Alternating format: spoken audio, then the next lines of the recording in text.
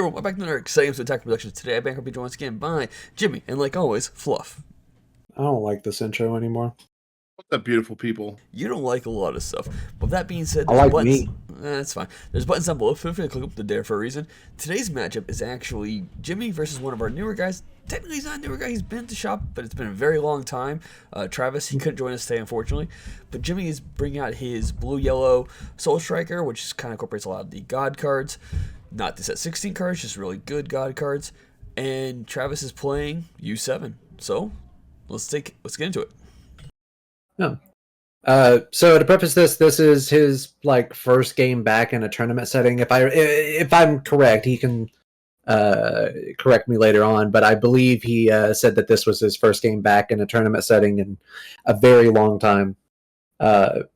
He has very good game knowledge. He's played the game before. He's played at our shop before, but he took a long hiatus. So there's a few points in this game where we stop and I'm explaining him a couple things that about the game that has changed since he played it. So if you notice some weird stopping, pausing, and moving of cards around, that's what's going on, is just small teaching moments. Yeah, I think before we started the match, I had to make sure. I was like, there's some weird interactions. Yamcha's one of them. He's like, Mercer's Barrage. I'm like, yeah. So yeah, which I think does come up in this matchup, which it's just such a weird thing. And it's like, we've said it before that it's a ruling that is unnecessarily complicated, and it just makes it difficult for literally everybody. Experienced players like Travis, and then new players setting down are just confused by the card for no reason. Yeah. But what can you do? It's a card game. That's going to happen eventually. But since we don't have him to talk about U7 here, Fluff, you've dabbled a little bit into U7, if I remember correctly. Yeah, absolutely. So can you give us a breakdown of what the deck really wants to do turn to turn? So it really, from what I gather, there's really two builds of the deck. There's the Zergy version of the deck, which wants to utilize the Golden Frieza dual attacker, and then there's the Android 17 double striker that it's going to want to use to apply wide pressure onto the field. The other variant of the deck is more focused on using stuff like the Jiren Unison and the 8-drop Ultra Mastery and the Secret Rare to really control the field, control the game out in that mid-late range stage. So I'm not sure which variant he's playing. I unfortunately didn't get a chance to play against him, but by the fact that he put out the Piccolo Unison, I'm willing to bet that he's on a more aggro variant. Mm-hmm. He does apply quite a bit of pressure in this match, but I really like U7 for its flexibility between just being put cards out for cheap and turn them sideways, and then the idea of just setting on top of good red cards. Red has some of the most powerful defensive cards in the game, and the most disruptive, in my opinion. Absolutely. So being able to have access to all of them while also being just a very strong archetype in general is U7's just got a little bit of everything. U7 has such a good pivot switch behind it where it can go from control to aggro to control to satisfy the condition that it's currently in the matchup. Because the cards are so flexible in what they're able to do, and the quality of cards that Red plus the U7 package has access to really gives them a lot of fluidity and options when it comes to spending their energy. So it's really nice to see this type of deck. He's in a position now where if you had built a field, he could, spend a Kaioken Goku to blow the field out, or he can decide to start applying pressure here against your leader. It just has a wide variety of things that it can do when it wants to do it. And another thing about U7 is it's just such a scary matchup because you don't know what you're going to be playing against until you're playing against it mid-game. Yes. I played against so many different variants of this list, and I played against variants that side into a completely different deck. Uh, I've seen people play with some weird invoker packages within the list and then just go straight into an aggro side. And it's like, it's mind-boggling sometimes trying to figure out how to play against U7. I've seen red-blue variants of the list that I think probably sided in invokers. The deck is really wide in what it's capable of doing, and I think a lot of that is attributed to how good just generic red stuff can be. Oh, yeah. And that's just talking about the generically good cards in red. Every card in this archetype is just good. Like, there's not a single card in this archetype that I'm just like, yeah, it's kind of mediocre, you could take it or leave it. It's like every bit of the U7 package from set 16 is just good. Like, this Android 17, like, I've never been more afraid of a 15k in my life. Like, every time that card comes down, it's like, oh, okay, now I have a problem, you know? Well, if you look at the blue equivalents of this card, you know, the closest thing that blue has to it is Calamity Challenger Goku, which is a 15,000 blocker. This is a 15,000 double strike that provides a ton of pressure. So it wants to instantly come to the field, turn sideways, and then you, as the opposing player, have to decide, is it worth a swing into that card to try to get rid of it, or do I want to try to deal with the double strike the next turn?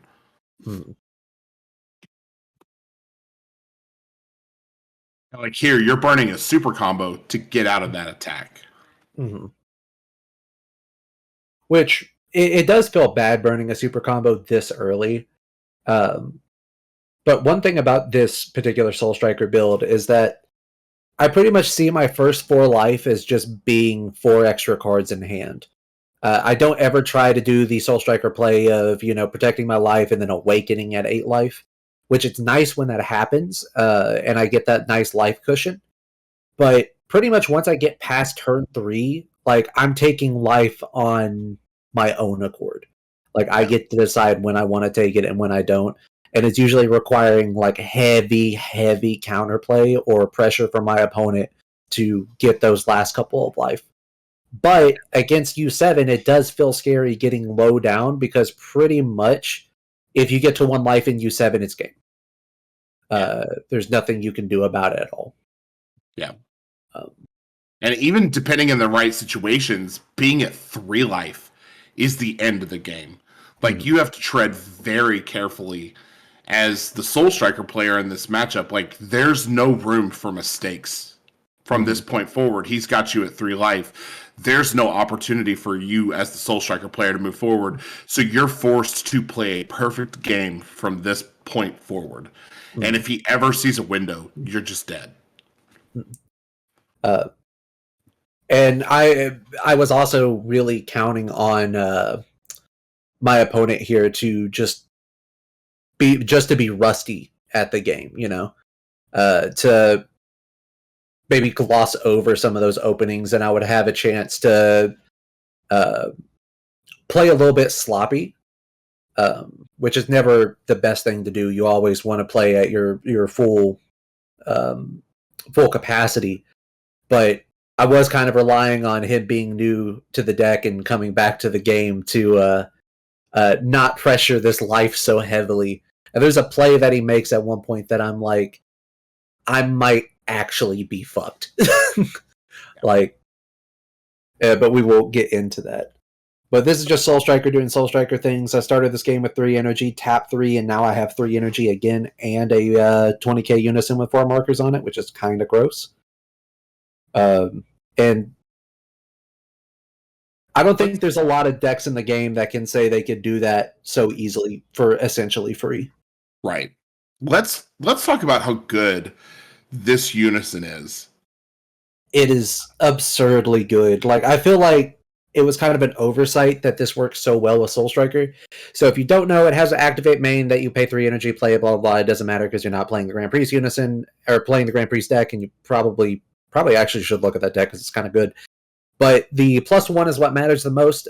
You switch him to rest mode. You choose 1 god card in your energy, switch it to active mode, then choose a god in your hand, a colorless or any color god in your hand with a combo cost of 1 and combo with it for free.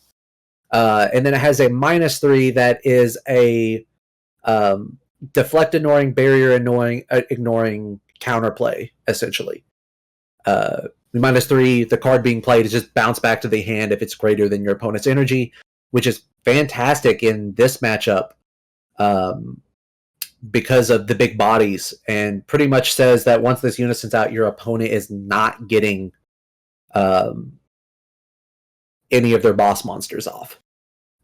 Or they're going to have to really play heavily into the unison to be able to get a boss monster off, which the more cards not swinging at your life, the more likely that they're going to just blow their load on the boss monster and not be able to kill you because they were pressuring the unison over the life. It really essentially means that you've got access to God-Sealing Trunks in any given turn. One on the auto for the unison, one for the auto in hand, or the God-Sealing in hand. But when this card was announced, I give this card no respect. And I'm man enough to admit that I did not respect this unison enough. And when I first saw you playing this deck, I think we were at Matt's house for an event, and I saw you play this deck, and I was just so completely blown away by how powerful this deck could be, like the potential. And like I've wanted to play this deck ever since I've seen it. I just not wanted to step on your toes. I don't care, bro. Play this shit. Like I wasn't the first person to play the Grand Priest Unison in Soul Striker. So like I'm a follower as well. But the interaction that it has with the leader, and also this is the turn where I was like, oh shit, I might be fucked.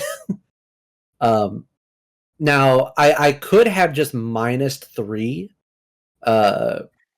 to bounce the Vegeta.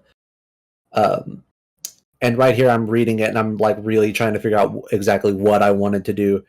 And I think I looked back at my hand and I'm like, yeah, I think I have a better option to deal with this. And it all comes down to this unison. Like pretty much this entire turn, or my entire response is the unison gives me the ability to respond in this way, which no other unison could possibly do, and we'll get into it eventually. But I really like this God Goku SR. It's such an annoyance for so little investment on your side, because with the unison you're gonna have 3 energy at almost every point in the game.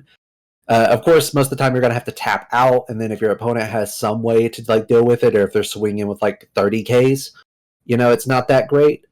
But in matchups where they're swinging under 20 or right at 20, this Godku is just, there's not much you can do about it. It's a ton of value. It's another one of those, I think, criminally underrated cards that came out of set 16 that people just aren't like, when they refer to this card, they should put some respect on it because it deserves it. Here we were just discussing how dual attack is applied to a card. Dual attack is a auto keyword skill that on attack the auto triggers, goes into pending, and then restands the card before the damage calculation step.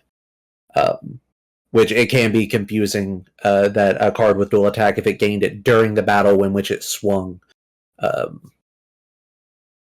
would it be able to restand? And the answer is no.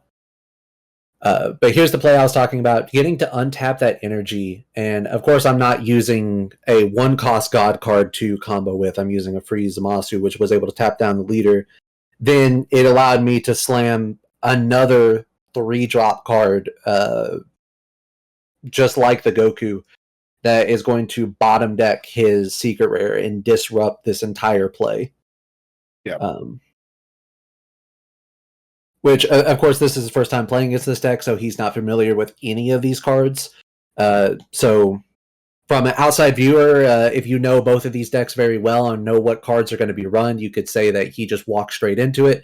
But this is just a case of he's been out of the game for so long that he did not know cards like this even existed.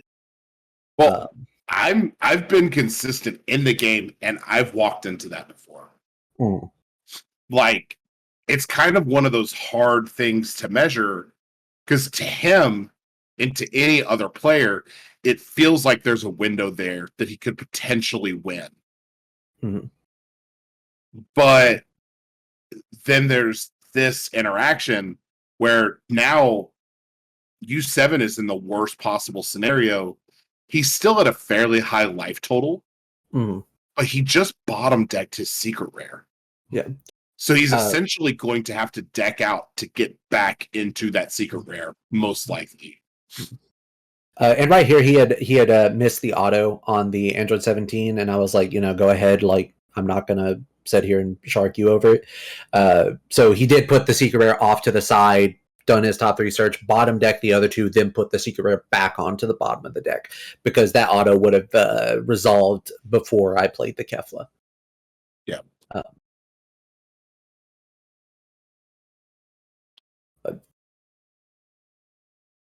This Beerus is also like absolutely insane. If you don't know what he does, he's 2-drop double striker. He's 16k. When he comes in, he taps something down, and then auto when he attacks and KOs a battle card, he draws a card, restands himself, and then bottom decks one of your opponent's life. So there are some situations where this Beerus will just, like, you swing into a 4K on your opponent's side and you essentially get a free damage. Like, it's so strong in certain matchups. Not so much in the U7 matchup, because they're 15 to 19 to 20Ks, which can be a problem, because you don't want to combo much. You want to force your opponent to combo a lot. You don't want to combo a lot into the attack. And here we were talking about the Merciless Barrage interaction and how it would not be able to target the Beerus coming in. The other Goku has barriers that cannot be chosen, or has deflect, so will not be able to be chosen. That the only option was going to be Kefla, which still really sucked having Kefla neg down to 15. Would you tapped 2 to play the Beerus, correct? From hand. So Yamcha would not hit that because there's no counter window 2 in that. That's the ruling there, right? Yeah. Yeah, it would not be able to target the card because the card is not in play at the time that Yamcha's counter resolves. So in that case, if he was able to target 2 cards on field, he wouldn't be able to neg the Goku and the Kefla, but not the Beerus coming in. Yeah. But like I said, the Goku has deflect, so he is not affected by counterplay skills. And the Kefla has no protection on her, which if she did have any sort of protection on her, it would just be the best card in the game. yeah, very easily. Yeah.